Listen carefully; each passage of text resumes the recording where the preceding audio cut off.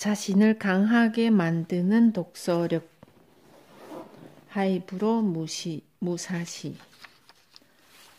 하이브로 무사시 씨는 형님, 하이브로 무사시 씨의 등을 보면 그만 이렇게 외치고 싶어집니다. 지금은 저도 잘난 척하며 건방진 말을 좀 하지만 서점을 막 시작했을 때는 어디 그럴 수 있었나요? 그런데 그 시절의 형님은 자신의 저서 독서력의 제 이야기를 소개해 주셨습니다. 시바 료타로의 용마가 간다를 읽고 일본이 좋은 나라가 되려면 국민들이 책을 많이 읽어야 한다는 생각에 큰맘 먹고 서점을 시작하신 분도 있다. 라고 쓰셨죠. 조금 부끄럽군요. 제 진심이 드러나 있는 글을 보니까요. 헤헤헤. 하지만 저희 어머니에게 이 문장을 보여드렸더니 눈물을 흘리시더군요. 훌쩍훌쩍 하고요. 평소 변변찮은 아들이었기 때문에 더욱 기쁘셨던가 봅니다. 하이브로 무사시치 그 글을 써주셔서 정말로 감사했습니다. 뒷모습으로 자신을 말하는 사람은 요즘 세상에 매우 드뭅니다. 존경하고 있습니다. 등으로 말하는 매력을 알고 싶다면 저녁에 신주쿠 아카사카 근처에 나가보세요. 웅변하는 등을 가진 사람을 보았다면 그가 바로 하이브로 무사시치입니다. 사람은 되고 싶은 자신을 만나기 위해 태어났다. 진짜 자신은 어떤 사람일까? 자신도 자신을 제대로 알기 어렵다. 그러면 다른 사람은 알 수 있는가? 그것도 무리이다. 사람에 따라 보는 법이 다양하니까. 나는 어릴 적부터 줄곧 자신이 어떤 사람인지 어떻게 살아야 하는지에 대해 생각했다. 책을 손에 들고는 그 안에 대답이 나와 있지 않을까 하여 열심히 찾아보았고 내 독서는 출발점부터 자신을 만나기 위한 독서, 자아를 찾기 위한 독서, 삶의 보람에 대한 답을 듣기 위한 독서였다. 성공하기 위한 독서라고 말을 바꾸어도 좋다. 맨 처음에 좋아한 책은 위인전이다. 이노다다타카 기타 자토 시바 사부로 오다 노부나가 도요토미 히데요시 나스메 소세키 노구치 히데요 등등등등등의 전기를 가슴 두근거리며 읽었다. 내 인생의 모델을 찾고 있었던 것이다. 초등학교와 중학교 시절에 위인전을 좋아하게 되었는데 그 점은 지금도 마찬가지이다. 옛날에 읽은 위인전의 영웅에 관해 새로운 책이 나오면 신이 나서 단숨에 읽는다. 고등학생이 되면서 세계 문학과 일본 문학, 구체적으로 말하면 이와나미 문고를 가능한 한 많이 읽어보기로 결심했다. 그리고 세계의 역사와 일본 역사도 자세히 알고 싶어 했지만 그 모든 책을 읽기에는 시간이 너무나 부족했다. 그래서 나는 수업 시간에 몰래 책을 읽었고 지금은 그 일을 반성하지만 덕분에 책을 좋아하게 되었으므로 큰 보물을 얻었다고 인정하지 않을 수 없다. 텔레비전은 거의 보지 않았다. 시간이 아까웠기 때문이다. 내가 어떤 사람인지 알기 전에는 텔레비전 오락 프로그램을 보며 입을 벌리고 웃을 수 없었다. 어린 시절을 돌아볼 때 무척 다행이었다고 생각하는 점이 있는데 그것은 부모님이 나에게 쏟은 애정과 이해이다.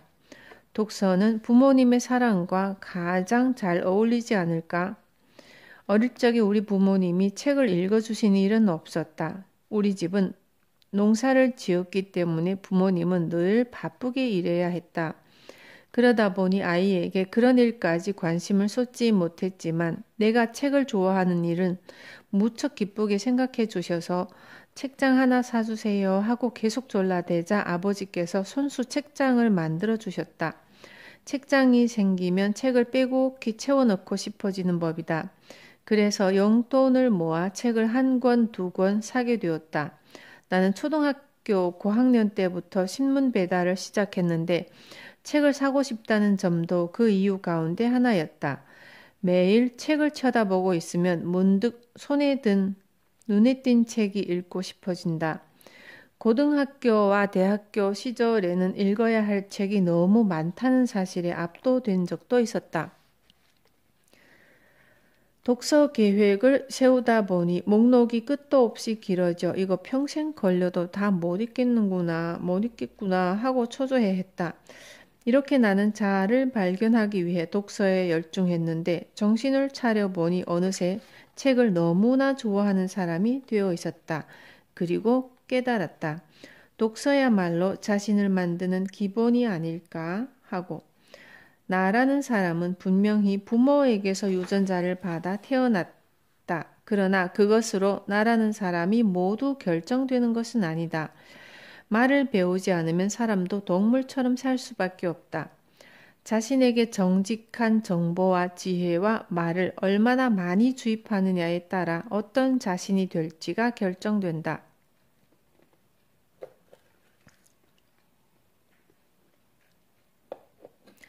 그렇다. 나라는 사람은 내가 생각한 대로 만들 수 있다. 한 번뿐인 인생이다. 나는 되고 싶은 자신을 만나기 위해 태어났다. 물론 멋진 여러분을 만나기 위해서도 태어났다. 나는 되고 싶은 자신을 독서로 만들려고 생각했다. 독서는 가장 훌륭한 인도자이다. 독서가 되고 싶은 나를 그리고 되고 싶은 여러분을 만들어준다. 그런 나나 여러분이 만나기 위해 우리는 태어났다. 그러므로 나는 앞으로도 책을 계속 읽을 것이다.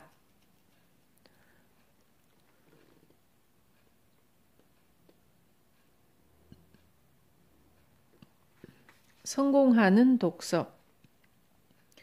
인생에서 성공하려면 무엇을 해야 할까? 그것에 독서는 어떻게 관여할까? 시미즈 가스요시는 책으로 선인의 목숨을 배우고 책으로 자신의 목숨을 빛내고 살기 위한 지혜를 다른 사람에게 전달하여 한 사람 한 사람의 목숨이 역사에 참여하는 것이라고 열심히 호소한다. 살기 위한 지혜를 독서에서 받아 자신을 빛낸 다음 세상에 그리고 사람의 역사에 공헌해야 한다는 이 말은 시미즈의 인생 그 자체인 듯하다. 시치다 마코토는 독일의 학자 오스트발트의 연구를 들어 위인이나 성공한 사람들에게는 두 가지 공통점이 있다고 소개한다. 그것은 긍정적으로 생각하는 일과 독서라는 점이다. 모치즈키 도시타카도 책은 꿈을 이루어주는 도구라고 자리매기고 7가지 요점을 소개한다. 첫째, 주제를 가지고 읽는다. 둘째는 출력을 전제로 읽는다. 80대 20의 법칙으로 중요한 20%를 재빨리 찾는다. 수동적이 아니라 적극적으로 읽는다. 되풀이하여 읽는다. 사고 유형을 바꾸기 위해 읽는다. 모델로 삼은 사람에게 자신을 오버랩하여 읽는다는 내용이 그것이다. 사이토 히토리는 인생을 어떻게 살아야 하는지 먼저 생각한 다음 자신의 목표를 확실하게 정하고 그와 관련된 책을 읽으라고 진술한다. 여기에 소개한 사람들은 각각 자신의 일에서 성공한 분들이다. 그런 분들이 독서를 빼고는 성공을 이야기할 수 없다고 말하니 용기가 난다. 바꾸어 말해 독서만 제대로 하면 성공할 수 있다는 뜻이기 때문이다. 나는 성공하기 위해서는 다음과 같은 점이 필요하다고 생각한다. 첫째, 자신에 대해 좋은 이미지를 가질 것, 이미지의 힘을 이용할 것. 둘째는 자신의 인생에서 중요한 일을 결정할 것, 목표를 세울 것, 그것들을 종이에 쓸 것. 셋째는 눈앞에 놓인 일이나 공부에 집중하고 계속 연구할 것. 이 세 가지에는 각각 독서가 깊이 관여하고 있다. 그럼 지금부터 이 내용을 한 가지씩 살펴보겠다. 이미지의 힘과 독서.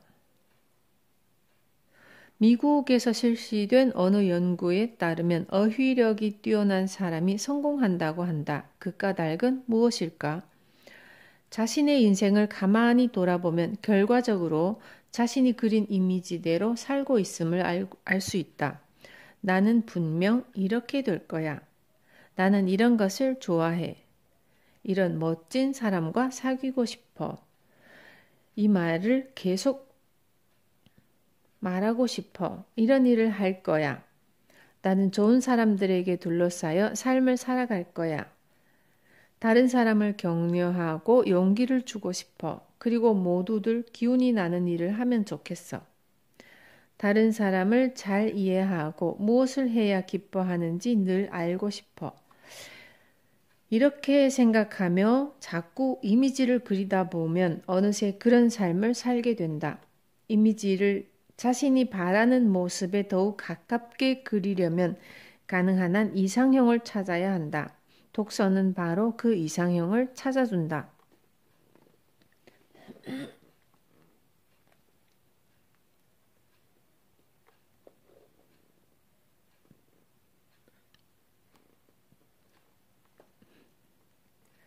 독서만큼 더욱 넓고 더욱 깊게 사람과 사회와 우주와 신, 그 밖의 다양한 일에 대해 가르쳐 주는 것이 없다. 사람이 동물과 다른 점이 여기에 있다. 말을 만들었고 문자를 만들었으며 인쇄 기술을 발명했고 그래서 극적으로 인류가 변하기 시작했다. 말로 표현한 일은 반드시 실현할 수 있다고 한다. 자신의 바람을 말로 표현하고 이미지로 그릴 수 있었다면 반드시 실현도 할 수 있다. 어휘력이 뛰어난 사람은 자신을 자유자재로 만들고 바꿀 수 있다. 또 선택지가 많아서 더욱 좋은 이미지를 그릴 힘이 있기 때문에 설령 한 이미지로 실패하더라도 바로 수정이 가능하다. 흔히 책을 읽지 않아도 성공하는 사람이 있어요 라거나 책을 읽어도 성공하지 못하는 사람, 나쁜 사람이 있어요 라고 말한다. 분명히 그런 사람도 있을 것이다. 하지만 이왕이면 책을 읽는 것이 좋지 않을까?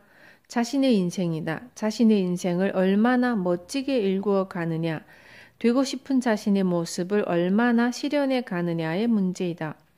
책을 읽는데도 나쁜 사람은 사실 가여운 사람이다. 한 걸음 더 앞으로 나가보자. 마음을 순수하게 먹고 책을 읽자. 가능한 한 마음을 높여주는 책이나 삶의 기쁨을 가르쳐주는 책을 읽기 바란다. 나쁜 사람은 다른 사람에게 폐를 끼치는 사람이다. 남에게 상처를 주는 사람이다. 그래서 이익을 챙기려는 사람이다. 무엇이 행복할까? 무슨 기쁨을 누리기 위해 살아가는 걸까? 찌부러지고 구부러진 삶이기 때문에 절대로 참된 행복을 느낄 수 없다. 이런 사람의 독서는 십중팔구 범위가 한쪽으로 치우쳐져 있다. 그래서 진과 선과 미를 추구하지 못하는 것이다. 우리는 다르다. 좋은 책을 구해 널리 깊이 읽는다. 다른 사람을 행복하게 하고 자신도 행복해질 수 있는 책을 읽는다. 좋은 이미지를 만들고 반드시 나는 성공하며 반드시 다른 사람을 기쁘게 하며 반드시 세상에 그리고 사회에 공헌할 수 있는 사람이 된다. 우리는 좋은 이미지를 만들기 위해서 좋은 책을 읽는다. 독서는 인생에서 중요한 것을 가르쳐준다. 나에게는 살아가면서 이것만은 소중히 지키겠다고 결심한 일이 몇 가지가 있다. 예를 들어 내가 사귀는 사람, 친구, 사랑하는 사람, 가족, 동료를 성심껏 대하기로 결심했다. 또 독서를 삶의 보람으로 여겨 늘 책과 벗하며 살기로 결심했고 그래서 직업도 책을 쓰거나 만들고 널리 소개하는 일에 종사하고 싶다. 그리고 인간으로서의 질을 점점 높여갈 수 있기를 빈다. 나는 이러한 인생에서 소중히 지키고 싶은 일을 정할 때에도 독서의 힘을 빌렸다. 나는 늘 어떤 삶이 나에게 기쁨인지 생각하며 책을 읽는다. 소설을 읽어도 반드시 그 주제를 염두에 두고 페이지를 넘겼다. 물론 이야기에 푹 빠져 가슴을 두근거리며 읽는 일도 있지만 그럴 때에도 다 읽은 뒤에는 내가 왜 그 책에 끌렸는지 생각한다. 마음에 든 말이나 문장, 이야기는 페이지 끝을 접어놓거나 페이지 수를 겉장에 적어둔다. 선을 긋거나 뭔가를 써놓는 일도 있다. 너무나 마음에 드는 구절은 수첩에 옮겨 적는다. 이렇게 하면서 나는 무엇을 소중히 여겨야 가장 좋은지 점점 뚜렷이 알게 되었다. 세상에는 자신이 무엇을 중시해야 하는지 진정 가치가 있는 것이 무엇인지 모르는 사람도 많다. 이런 사람은 무엇보다 책을 읽는 습관을 들여야 한다. 그런 습관이 없으면 늘 시시한 일에 울고 웃거나 다른 사람에게 휘둘리기 십상이다. 별로 대단치 않은 사람에게 일시적인 분위기로 끌리거나 사귀고 싶지 않은 사람과 시간을 함께 보낼 우려가 있다. 너무나도 쓸쓸하다. 우리는 살아가면서 이 사람을 만나 시간을 함께 보내다니 얼마나 행복한가? 같은 시대에 태어나기를 정말 잘했어 하는 생각이 들 때 가장 큰 기쁨을 느낀다. 이런 기쁨은 자신이 무엇을 소중히 여기는지 아는 사람만 누릴 수 있다. 같은 가치관을 가진 사람과 만나는 일은 무엇과도 비교할 수 없는 행운이다. 나에게도 이런 기쁨을 함께 나눌 수 있는 사람들이 있다. 그래서 나는 스스로 진정 행복한 사람이라고 생각한다. 어떤 난관에 부딪혀도 해결해 기쁨으로 바꿀 자신이 있다. 나는 이 세상에 좋은 책이 많음을 진심으로 감사한다. 나에게 살아가면서 이런 점을 소중히 여기라고 가르쳐준 독서 습관에 감사하지 않을 수 없다. 목표를 세우는 일과 독서. 나는 목표를 세우고 그것을 구체적으로 종이에 적으면서 내 인생이 크게 바뀌기 시작했음을 자각했다. 앞에서 말한 것처럼 인생에서 소중히 여기고 싶은 일도 목표와 함께 종이에 적음으로써 내 삶은 전혀 새롭게 태어났다.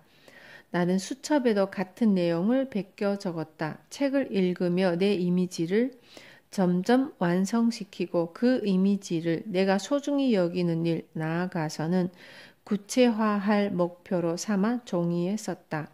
왜 목표에는 자신을 바꾸는 힘이 없는 걸까? 왜 목표에는 자신을 바꾸는 힘이 있는 걸까?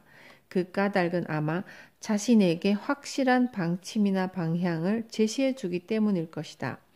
흔히 목표가 없는 사람은 결과적으로 목표가 있는 사람에게 이용된다고 말한다. 목표가 없는 사람은 언제나 우왕좌왕한다. 지금 자신이 해야 할 일도 잘 모르며 막연히 이렇게 하고 싶다든지 이것을 얻고 싶다고 생각하며 행동한다. 그러나 목표가 있는 사람은 자신이 어디로 향하고 있으며 지금 해야 할 일은 무엇인지 안다. 길이 보임으로 그 길을 걸어간다. 목표가 없는 사람은 이처럼 길을 볼 수 있는 사람이 이끄는 대로 움직인다. 목표를 갖는다는 말은 자신의 성장에 필요한 것을 끌어들이는 자석을 갖는다는 뜻이기도 하다. 목표가 있으면 그것을 달성하는 데 필요한 사람과도 금방 만나게 된다. 목표에 비추어 자신에게 소중한 사람이 어떤지 알 수 있기 때문이다. 상대방에게도 목표가 있는 사람은 가까이 해도 좋은 사람인지 또는 계속 사귈 수 있는 사람인지 판단하기 쉬운 이점이 있다. 목표가 있는 사람은 필요한 정보나 지식, 지혜 같은 것도 끌어들인다.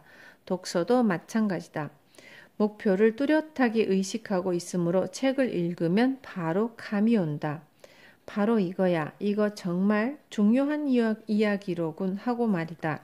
예를 들어 나는 나스메 소세키의 도련님이라는 소설을 여러 번 읽었다. 초등학교와 중학교에 다닐 무렵 재미있는 줄거리에 한껏 매력을 느꼈다.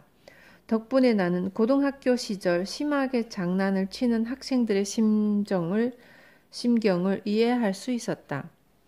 20대와 30대에는 인간관계의 어려움이나 남녀관계, 가족관계, 동료와 사귀는 법 등에 관한 문제를 의식하게 되었다.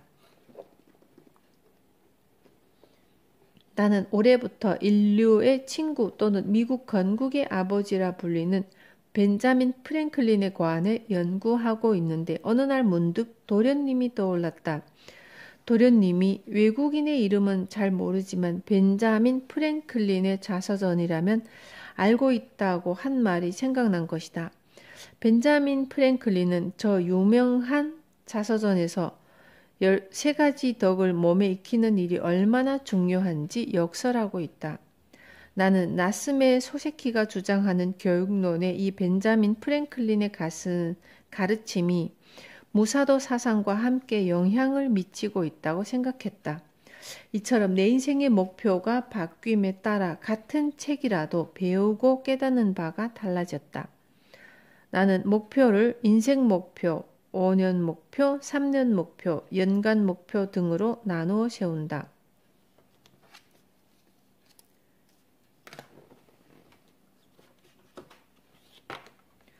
옛날부터 돌 위에서도 3년이라는 말이 있듯이 차가운 돌에도 3년 동안 앉아 있으면 따스해진다는 뜻으로 비록 어렵더라도 참고 견디면 끝내는 성공한다는 말이다.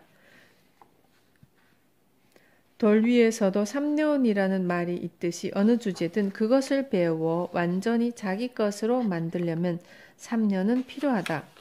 다시 말해 3년 동안 열심히 한 가지 일에 전념하면 무언가를 얻을 수 있다. 경영학자로 전 세계에 관심을 모은 드레커 박사도 3년 동안 한 가지 주제에 매달렸다고 한다. 독서는 무엇을 목표로 할지 결정할 때 중요한 정보나 지혜를 제공한다. 또 독서는 목표를 향해 나아갈 때 목표를 달성하려면 무엇이 필요한지 가르치고 힘을 준다. 내 인생 목표에서 독서만큼 중요한 것은 없다고 생각한다. 근면권장, 나날의 독서. 결국 사람은 근면한지 어떤지에 따라 성공이 결정되는 듯하다. 근면한 사람이 마지막에 승리한다. 설령 타고난 재능이 많은 사람이라도 5년, 10년, 그리고 평생을 지켜보면 어느 시점에서 근면한 보통 사람에게 추월당해 점점 뒤처지게 된다. 독서하는 습관이 있는 사람이 마지막에 힘을 발휘하는 까닭은 이 때문이다. 스포츠 세계에서 인류가 되려면 기초훈련과 기본 기술을 반복하여 연습하면서 매일 자신만의 기술을 개발하기 위해 열심히 연구하는 자세가 있어야 한다. 한편 이 점은 앞으로 어느 선수가 성장할지 간파하는 기준으로 삼을 수 있다. 예를 들어 나는 후쿠오카 다이의 호크스의 와다 스요시 투수를 보고 이 선수는 장차 크게 성공하겠군 하고 판단했다.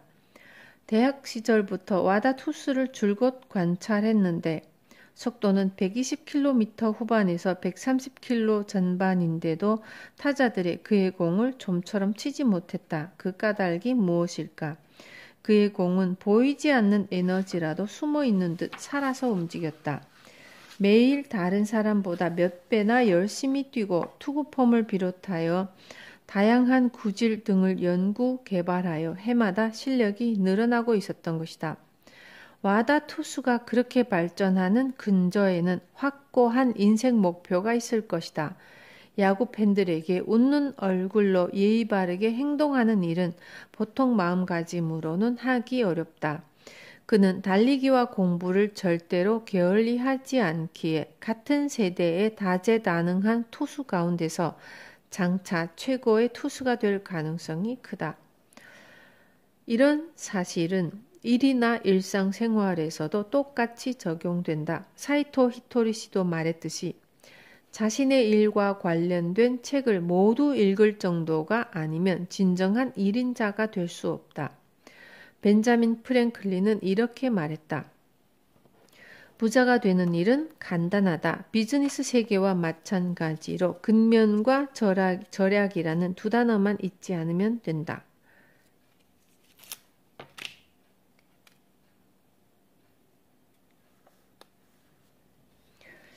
한 나라가 앞으로 얼마나 힘을 기르고 멋진 나라가 될지는 독서하는 사람의 수와 독서 방법으로 알 수 있다. 독서는 그 사람의 근면성을 재는 척도이다. 고맙게도 일본은 좋은 책을 싸게 어디에서든 손에 넣을 수 있다. 그런데도 책을 읽지 않은 사람이 있다니 매우 유감이다. 자신의 인생을 활짝 열고 자아를 실현할 수 있는 강력한 수단이 눈앞에 있는데 그것을 알아보지 못하다니 말이다. 근면은 성공의 비결이다. 독서는 인생의 보물이며 최고의 지도자이다. 되고 싶은 자신이 될 수 있는 독서 기술. 자신이 좋아하는 유형의 책꽂이를 마련한다. 책은 가까이에 두는 것만으로도 상당한 힘을 발휘한다. 나는 혼자 있는 시간이면 책꽂이에 꽂힌 책을 둘러본다. 그때 나에게 자신을 집어달라고 반짝반짝 빛을 내며 외치는 책이 있다. 착시 현상일까? 아니, 그렇지 않다. 이것은 잠재의식이 그 책의 어느 단어나 문장 또는 저자에게 공감하는 현상이라고 생각한다. 이처럼 아무래도 마음이 가는 책을 손에 들고 읽기 시작하면 반드시 나는 의미 있는 글을 발견하게 된다. 글을 쓸 때는 2~3달 이상 그 주제에 관한 책을 집중적으로 읽는다. 그리고 대충 큰 틀이 잡혔을 때 이렇게 책꽂이 바라보기를 하면 좋은 힌트를 많이 얻을 수 있다. 예컨대 책은 사기만 해도 큰 의미가 있다. 그러므로 나는 먼저 책꽂이를 마련할 것을 권한다. 그러면 반드시 책을 사고 싶어질 테니 말이다. 둘째는 마음에 드는 책은 망설이지 않고 자꾸 산다. 책을 사는 방법이 따로 있지는 않다. 각자 편한 대로 사면 될 것이다. 최근에는 인터넷으로 사는 사람도 많아졌다. 참으로 편리한 시대이다. 단 역시 일주일에 한 번은 서점에 들렀으면 한다. 서점에 가면 여기에서도 너무나 마음에 들어 꼭 사고 싶어지는 책을 만나게 된다. 이런 책은 일단 손에 들어보고 그래도 여전히 마음에 들면 사자. 자신 안에 있는 잠재의식의 힘을 믿고 또 책을 사는 행위 자체가 사람에게 힘을 주므로 나는 마음에 든 책은 모두 사라고 권한다. 세 번째는 좋아하는 저자를 만들고 그 저자의 책을 되풀이해 읽는다. 나는 야구나 럭비 같은 스포츠를 즐겨 관람한다. 스포츠라면 무엇이든 좋아하지만 응원하는 팀이나 선수가 나오면 구경하는 자세가 확 바뀐다. 그 팀이나 선수는 물론이고 상대팀과 선수까지 조사하고 확인하게 된다. 감정이 이입되어 정신없이 흥분하기도 한다. 옛날에 니시테스 라이온즈라는 프로야구팀이 있었는데 태어나서부터 고등학교를 졸업할 때까지 그 팀을 줄곧 좋아해서 열심히 응원했다. 그런데 내가 대학생이 되었을 무렵 다른 팀과 합병되면서 사실상 그 팀이 없어지고 말았다. 나는 응원하는 팀이 없어졌다고 해서 야구 전체에 대한 애정이 싸늘하게 식을 것이라고는 상상도 못했다.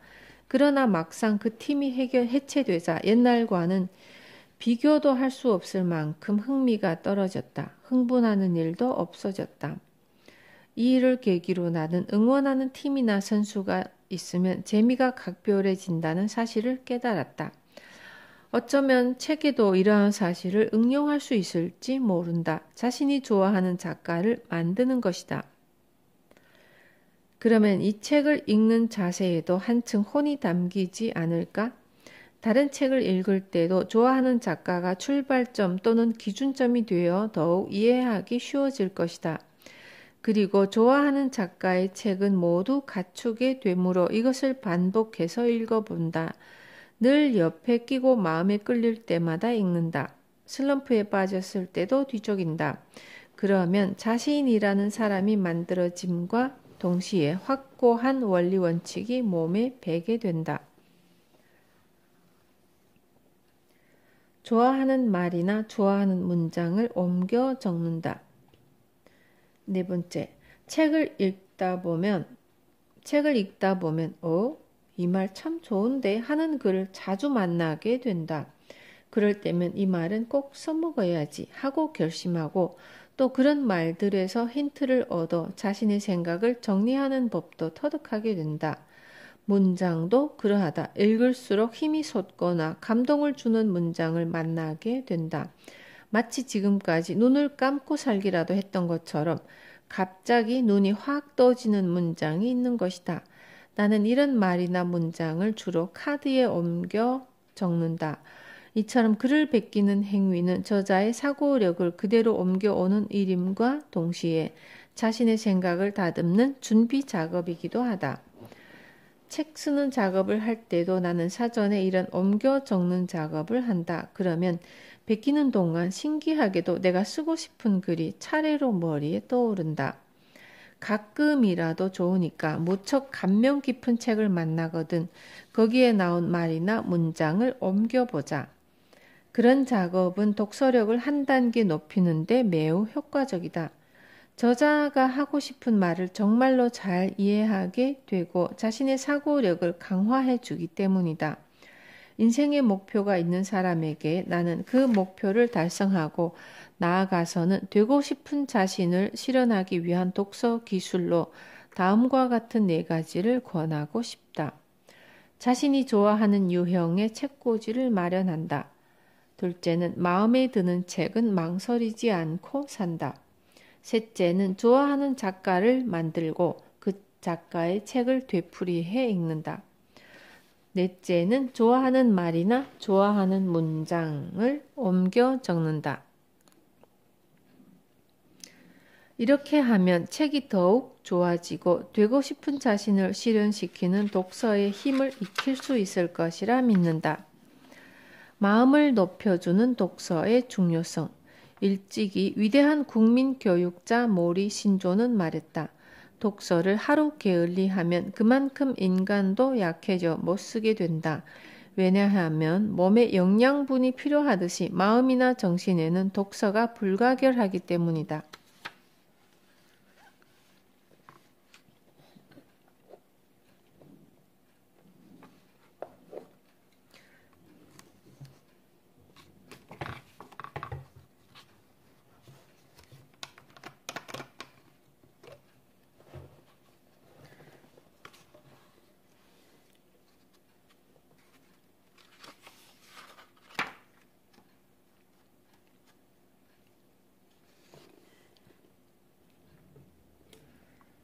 마찬가지로 전 세계에서 베스트셀러가 된 성공하는 사람들의 7가지 습관을 쓴 스티븐 R. 코비도 인간으로서 진정으로 행복할 수 있는 성공을 실현하려면 마음을 씻어 깨끗이 하고 매일 좋은 책을 읽어야 한다고 주장한다. 사람이 인간으로서 참된 기쁨을 느끼고 행복해지는 때는 언제일까? 남이 상처받는 모습을 보았을 때일까? 거동조차 할 수 없을 정도로 밥을 잔뜩 먹었을 때일까? 아니면 남을 앞질러 이득을 얻고 돈을 벌었을 때일까? 어쩐지 이건 아닌 것 같다. 돈도 갖고 싶고 맛있는 음식도 먹고 싶다. 그러나 그것만으로는 행복하지 않다. 마음이, 영혼이 밝게 빛나고 기뻐하지 않는 일에는 행복도 없다. 다른 사람의 입에서 감사의 말을 들었을 때나 다른 사람이 자신의 성의 있는 행동을 보고 기뻐해 주었을 때 우리는 정말로 행복해지며 삶의 희열을 느낀다. 그리고 그 마음들과 함께 돈이 움직여 자신에게 찾아오고 맛있는 식사도 대접받을 수 있다. 세상에는 큰 소리를 내어 자신의 존재를 과시하거나 완력으로 원하는 물건을 손에 넣으려는 사람이 있다. 그런 사람들을 보고 있으면 정말로 성실하게 사는 일이 바보처럼 느껴지기도 한다. 텔레비전이나 매스컴 또는 책에서도 가끔 나쁜 영웅이나 악마 같은 사람들을 칭찬한다. 어린이나 아직 세상을 잘 모르는 젊은이들의 흥미를 자극적인 쪽으로 끌어들이려 한다. 그들은 싸움을 잘하고 힘이 세며 뒷구멍으로 통하는 것을 자랑으로 여기는 사람들이다. 약한 사람을 올려놓고 무엇이 그렇게 기쁘고 행복하겠는가? 거짓 세계이다. 우주는 진화하고 있다. 올바른 마음, 아름다운 마음, 배려하는 마음, 사람을 존중하는 마음, 자신을 겸허하게 키워가는 마음, 자신을 조금이라도 향상시키려는 마음, 그런 진선미의 세계를 향해 한 걸음씩 나아가고 있다. 내 마음부터라도 좋다. 그 진화와 발전에 봉사하고 싶다. 그러기 위해서도 책을 읽고 싶다. 내 마음을 높이고 싶다. 여러분에게 도움을 주며 함께 행복해지고 싶다.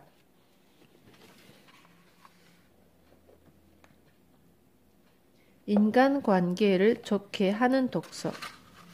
인간관계는 우리의 인생이 행복해지는데 매우 큰 역할을 한다. 아니, 어떤 의미에서는 인간관계가 가장 중요할지도 모른다. 예를 들어 여러분이 세계에서 손꼽히는 부자라고 하자. 하지만 그렇다고 해서 여러분에게 마음이 통하는 친구나 사랑하는 가족이 보장되는 것은 아니다. 어쩌면 가족끼리 서로 믿지 못하고 증오할지도 모른다. 벤자민 프랭클린도 말했듯이 돈 그 자체에는 아무런 가치도 없다. 돈은 가치 있는 일에 쓰여야 비로소 의미를 지닌다. 그 가치를 자신의 인생에서 찾아내 만들어가는 일도 마찬가지로 중요하다. 이 가치 가운데 가장 소중한 것이 인간관계가 아닐까? 또 한 나라의 최고 자리에 올라 권력을 마음껏 휘두를 수 있는 사람이라고 하자. 온 나라의 부와 미녀를 원하는 대로 차지하고 국민들을 아무렇지도 않게 감옥에 보내거나 사형시킬 수 있다고 하자. 이 사람의 마음은 어떨까? 늘 흠칫거리고 있을지도 모른다. 왜냐하면 누구 하나 믿을 수 없기 때문이다. 늘 자신의 지위와 권력을 유지하는 일에 신경을 쏟아야 한다. 이런 삶을 부러워하는 사람이 있다면 그는 인간관계에서 오는 참된 기쁨을 아직 맛보지 못한 것이 아닐까?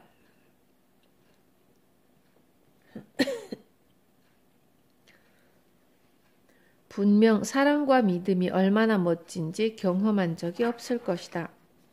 인간관계는 맛거울을 보는 일과 같다.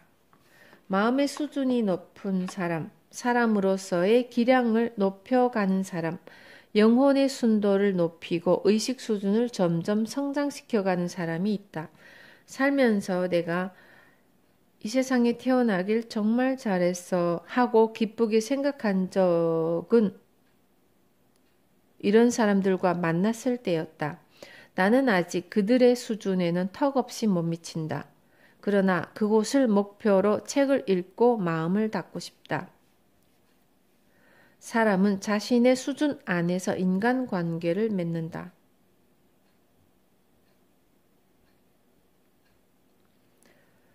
지금 자신에게 어울리는 사람과만 만날 수 있다. 그러므로 자신이 사귀는 사람을 보면 현재 어떤 상태에 있는지 알 수 있다. 이런 사람들은 이제 싫어하고 말하지만 그것이 자신의 모습일 때가 많다. 그러나 그들 가운데도 책을 읽어 마음을 높이고 싶어 하는 사람이 반드시 있다. 나는 바로 그 사람과 함께 성장하고 싶다. 지금의 자신을 부정해서는 안 된다. 사귀고 있는 사람도 부정해서는 안 된다. 그들은 인생의 동지이다. 그들 가운데 반드시 있을 참된 동지, 영혼의 동반자와 함께 수준을 한 단계씩 높여가지 않겠는가? 나는 그렇게 내 진짜 가치를 높여 원하는 모습을 실현하고 나아가 멋진 사람들과 만나고 싶다. 그 꿈을 위해 책을 읽는다. 책을 읽어 깨달은 마음을 더욱 높이겠다. 일상생활에 활용하여 마음 풍요로운 인생을 이루고 싶다. 독서를 하면 반드시 그런 자신을 키울 수 있다. 이 세상에 책이 있어 다행이다. 그 사람이 있어 다행이다. 당신이 있어 다행이다. 나는 자신의 가치를 높여 반드시 없어서는 안 될 사람이 되겠다. 기쁨이 넘치는 인생을 보내겠다.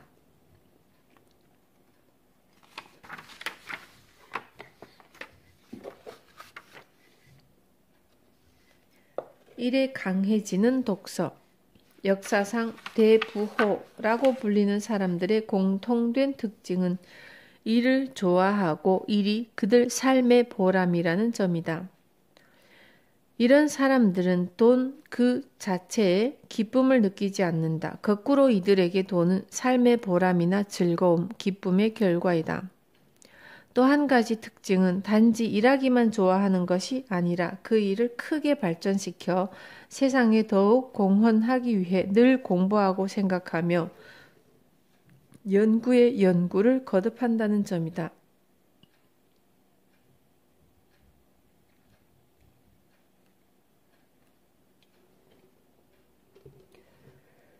그 결과 바로 대부호가 될 수 있었다. 이러한 이치를 깨달은 사람이 서양에서는 벤자민 프랭클린이고 일본에서는 니노미야 손토쿠, 나 시부사와 에이이치 등이다. 막스 베베는 전기 자본주의나 봉건주의를 대신하는 근대 자본주의는 노동을 삶의 보람으로 생각하며 합리적으로 노력하고 연구하는 사람들이 있기에 성립한다. 라고 학문적으로 해명했다. 에도 시대에 꽃피웠던 일본의 상도도 여기에 해당한다. 일하는 것, 공부하는 것, 연구를 거듭하는 것 자체에 기쁨을 느낄 수 있는 사람이 진짜 상인이며 대부호가 될 수 있다. 이런 사실은 지금 우리에게도 시사하는 바가 크다. 일하는 것, 공부하는 것, 연구를 거듭하는 것에 기쁨을 느낄 수 있는 사람은 바로 참된 독서가이기 때문이다. 벤자민 프랭클린, 니노미야 손토쿠, 시부사와 에이이치 등은 모두 독서가로도 유명하다. 정말로 일을 잘하는 사람이 되려면 반드시 독서를 해야 한다.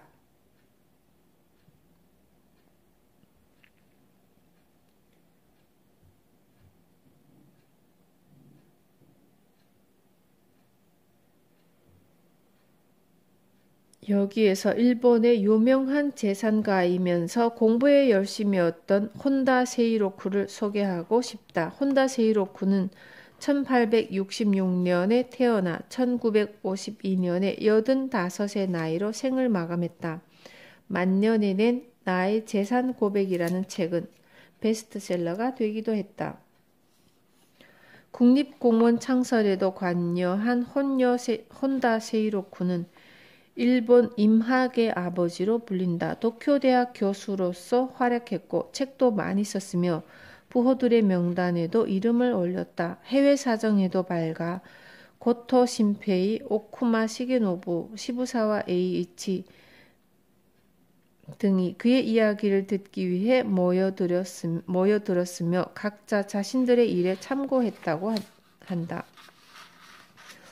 혼다 세이로쿠는 수입의 일부를 저축할 것, 수입의 4분의 1. 혼다 세이로쿠, 수입의 4분의 1. 저축한 돈을 확실하게 늘리기 위한 공부를 게을리 하지 말 것.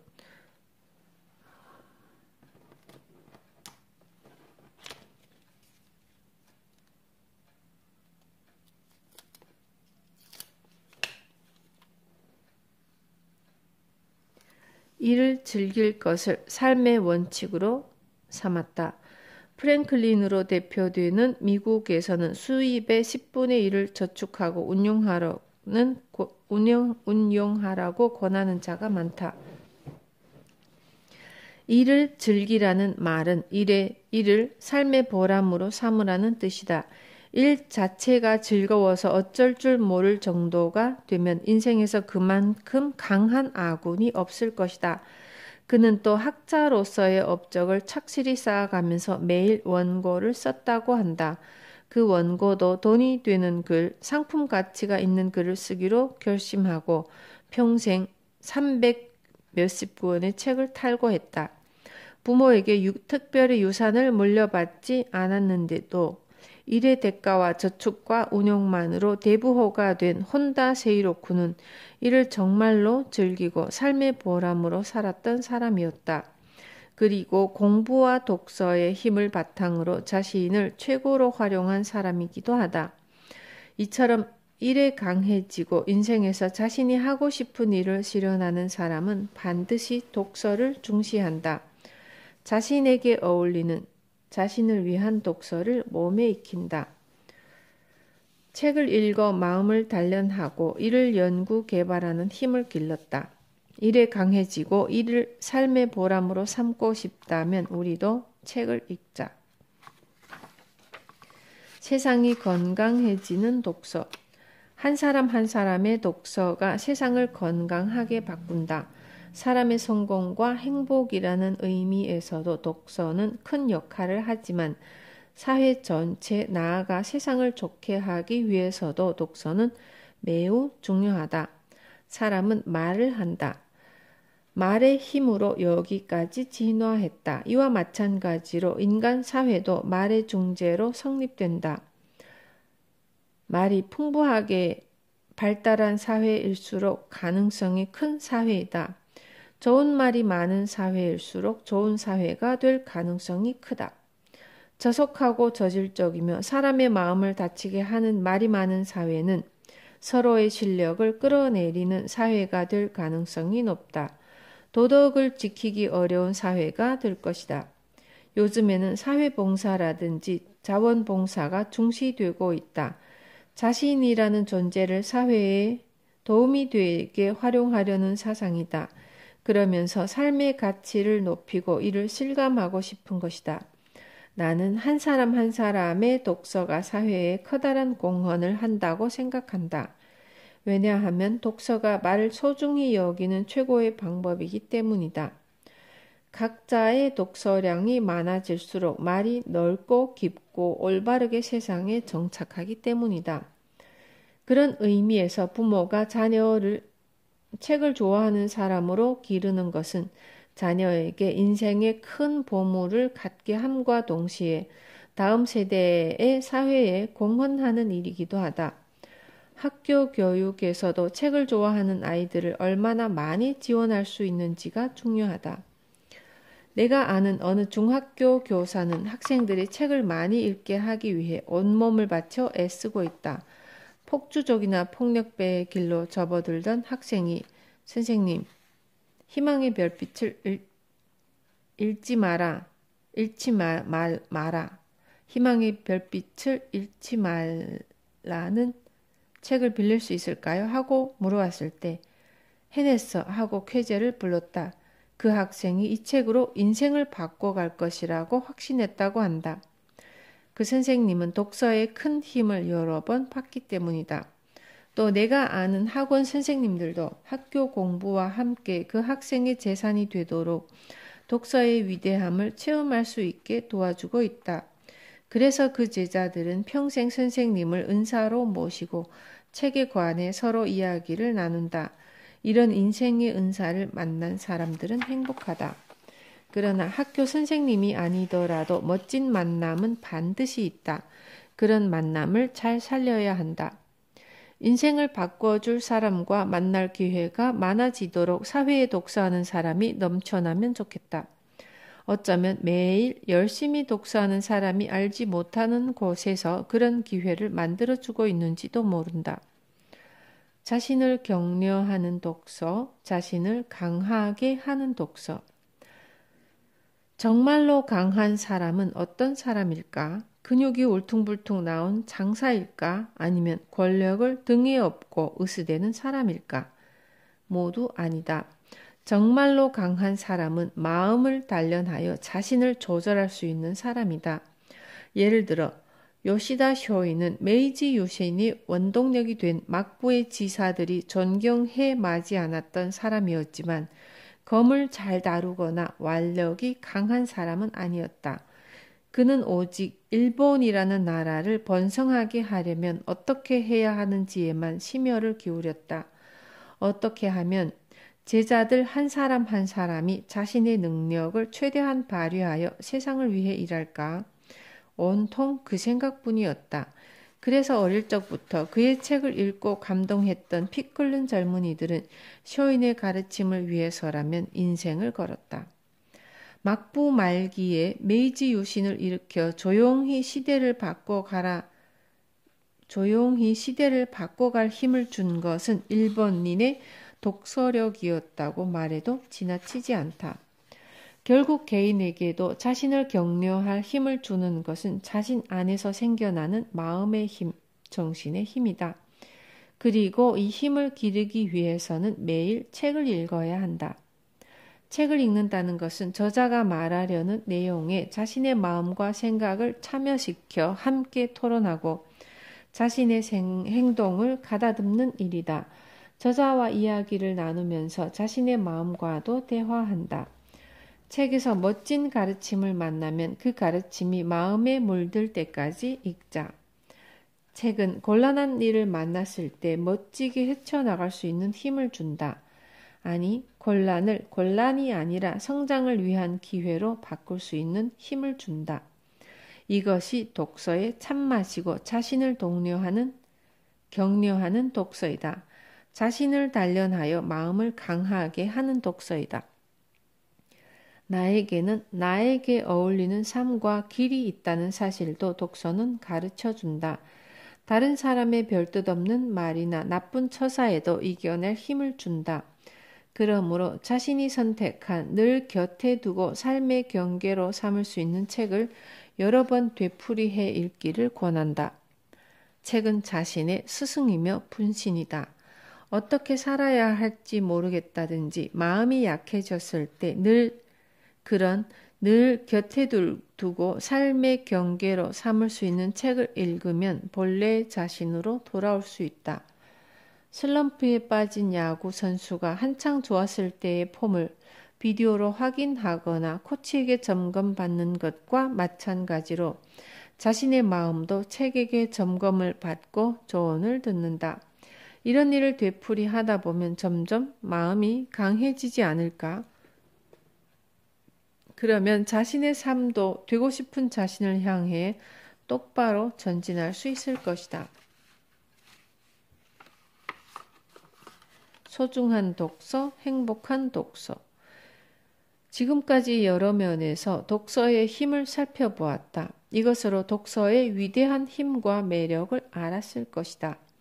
나는 이미 말했듯이 늘 책과 함께하는 인생을 걷고 싶다. 책 없는 내 인생은 상상도 할 수 없다. 20대부터 30대 전반에 걸쳐 내 인생에 커다란 고민을 안고 여기저기 기웃거리며 불안한 인생을 보냈고 이 세상을 위해 내가 할 수 있는 일은 없을까 하고 줄곧 생각했다. 그 일을 찾고 싶어서 일도 하지 않고 책만 읽었다. 지금은 일을 하지 않았던 시기를 반성하지만 그래도 나에게는 큰 의미가 있었다. 뭔가 해답을 구하며 책을 읽는 사이에 책을 읽는 일 자체의 중요성도 깨닫기 시작했다. 책 덕분에 나는 지금 이토록 삶의 의욕이 넘치는구나. 어쩌면, 아니 확실히 책을 읽는 일 자체가 이미 멋있는 것이 아닐까. 이 점을 늘 명심해야지. 친구나 주위 사람, 태어나는 아이들에게도 이 사실을 열심히 알려야 해. 마음속 깊은 곳에서 내 목소리가 이렇게 외쳤다. 그때부터 나는 더욱 독서에 힘을 기울였다. 무슨 일이 있어도 책이 가득한 서재를 마련하겠다고 결심했다. 그리고 마침내 30대 후반에 그 꿈을 이루었다. 다음으로 언젠가 이 일을 글로 솔직하게 써서 책을 내보내고 싶어졌다. 이미지가 뚜렷해졌고 내가 소중히 지켜갈 삶의 방식도 활달해졌으며 책을 50살까지 쓰기로 목표를 세웠다. 그리고 43살 때 희망의 별빛을 잃지 마라와 독서력을 썼다. 이어서 44살에 독서통과 하이브로 독서기술, 책을 읽는 사람은 왜 인간적으로 성장하는가를 쓸 수 있었다. 이렇게 해서 나는 독서의 중요성을 독자 여러분과 토론할 수 있었다. 그 기쁨은 평생 나의 크나큰 보물이다. 그리고 앞으로도 책을 읽고 책에 관해 이야기하며 책의 힘과 독서의 힘으로 한 사람 한 사람의 인생과 우리 세상이 점점 더 좋은 방향으로 나아갈 수 있도록 열심히 노력하고 싶다. 내가 무척 좋아했던 지금은 천국에 계시는 아버지와 어머니 그리고 저자들과 책을 읽으며 마음과 영혼을 나누고 미래를 위해 내 인생을 걸어가고 싶다. 소중한 독서, 행복한 독서, 내 소중한 사람들과 함께.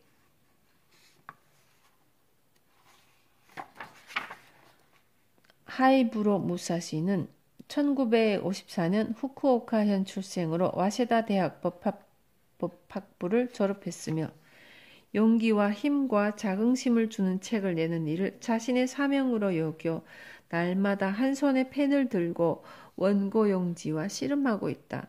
해외 사업부에서의 현지 공장 설립 등을 포함해 여러 가지 사업을 경험한 다음 회사 경영자가 됐다. 경영자로서 의욕적으로 활동하면서 비즈니스 에세이 전문 작가로 활약. 주된 저서에는 희망의 별빛을 잃지 마라, 독서력, 책을 읽는 사람은 왜 인간적으로 성장하는가, 통큰 대학 기초 코스 배우는 힘, 당신의 가장 소중한 꿈이 실현되는 책, 힘이 나는 독서 기술, 운을 확실하게 붙잡는 행동 법칙 42가 있다. 번역서의 베스트셀러가 된 가르시아에게 보내는 편지를 비롯해 인생을 행복으로 이끄는 13가지 습관, 편저의 포치타마와 읽는다, 사람을 좋아하는 기술, 사람이 좋아하게 되는 기술, 자신을 바꿔주는 책을 만나는 기술, 되고 싶은 자신이 될 수 있는 마술 같은 습관 등 다수가 있다. 하이부로 무사시. 후기. 사부님, 오카야스 사부님, 무슨 일이냐? 무슨 일이나 많아? 사부님이 지금 불덩어리가 되어 활활 타오르고 있지 않습니까? 이 책을 읽기 시작했는데 너무 재밌어서 페이지를 넘기는 손을 도무지 멈출 수가 있어야지. 오카야스 사부님, 이 책을 읽고 싶어 어쩔 줄 모르는 기분은 잘 알겠습니다. 저도 그러니까요. 하지만 조금 불을 줄여주시지 않겠어요? 이래선 될까봐 가까이 가지도 못하겠어요. 한 가지 사부님께 여쭤볼 게 있습니다. 이런 사람이 뭔가 열중하고 있는데 도대체 무슨 일이냐? 네네, 사부님. 이 책을 읽으면서 느낀 건데요. 성공한 분들은 모두 똑같습니까? 다들 비슷한 말씀을 하시고 비슷한 일을 하고 계시네요. 맞아. 그럼 이 책에서 진수만 뽑아 그대로 실천하면 저 같은 사람도 대성공할 수 있겠군요. 사부님이 다시 불타오르고 있어요. 그 말은 그러니까 자네는 이 책에 쓰여 있는 대로 땡땡을 해서 땡땡땡 하고 싶다는 말이구나. 그렇습니다.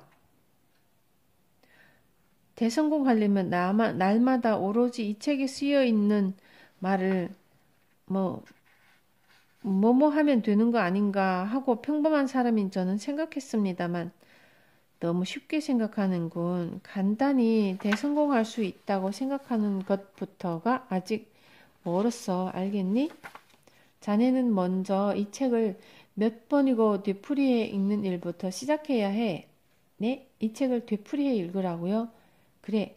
그리고 뭐뭐 하고 싶어 하는 마음에 길을 불어넣는 한편 이 책에 빼곡히 담겨있는 지혜를 머리를 좌우로 흔들고 아래 위로 흔들고 위아래로 흔들고 꾹꾹 눌러 담는 작업이 필요해.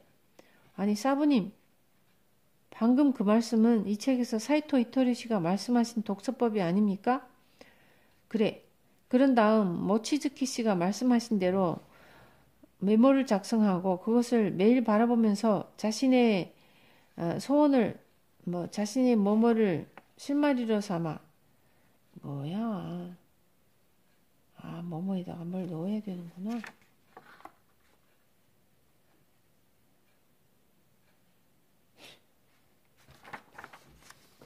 역자 후기. 정말로 책 속에 길이 있다. 이 책을 읽은 소감을 말하라 하면 나는 이렇게 대답할 것이다. 그리고 곧바로 서점으로 달려가서 인터넷 서점을 열심히 들여다보겠지.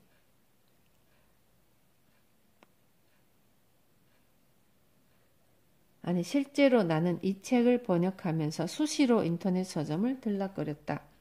지금 내 옆에는 그때 산 책들이 수북이 쌓여 있다.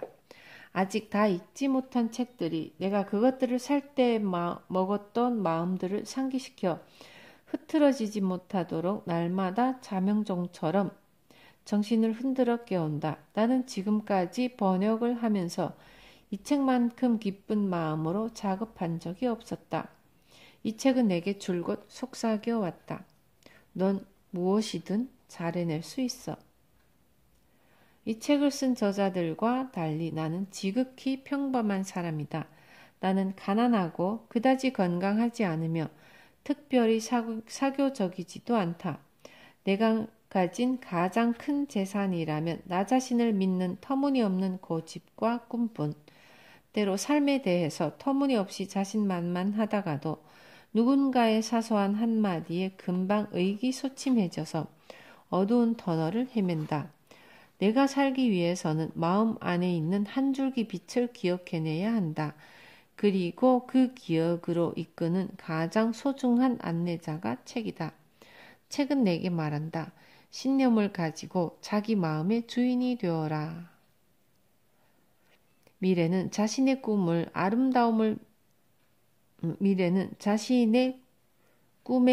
아름다움을 믿는 사람들일 것이다.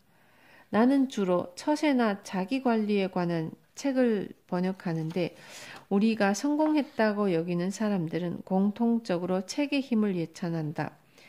책을 읽는 일은 위대한 사람을 스승으로 두는 일과 같다고 말한다. 그것도 언제든 어디서든 자신이 필요할 때 바로 만날 수 있는, 물론 책이 성공을 끌고 와 내 손에 쥐어주지는 않는다. 책은 내가 성공할 수 있도록 영감을 불러일으킨다. 이 책은 다른 책들을 잘 읽기 위한 안내서라고도 할 수 있다. 자신이 책을 좋아한다고 생각하는 사람들에게 반드시 한번 읽어보라고 권하고 싶다. 좋아한다는 말은 꼭 책을 많이 읽는다는 것을 뜻하지 않는다. 좋아해도 시간이 없다든지 게으르다든지 하는 변명으로 미루고 있는 사람들도 포함한다. 어쩌면 나는 서점에 오는 모든 사람들이 이 책을 읽었으면 하고 바라는지도 모르겠다. 이 책은 책을 제대로 읽는 법과 사랑하는 법을 가르쳐 준다. 나아가 삶의 의욕을 불러일으키며 꿈을 갖게 하고 그것을 이룰 수 있다는 용기를 선물한다. 시미즈 가스요시 씨는 지금 NPO 독서보급협회를 널리 알리는 데 열심이다. 지금부터 책을 읽어 좋은 책을 찾아내고 이를 손님들에게 적극적으로 권하는 책방 아저씨. 그에게는 생명력이 느껴진다. 나도 그처럼 목숨, 살기 위한 지혜를 민들레 홀씨를 불듯 사방으로 퍼뜨리고 싶기에 그의 말대로 책에서 읽은 좋은 말들을 적어 내가 사랑하는 이들에게 보낸다. 행복하다. 오늘 나의 기분은 책 읽는 기분이다.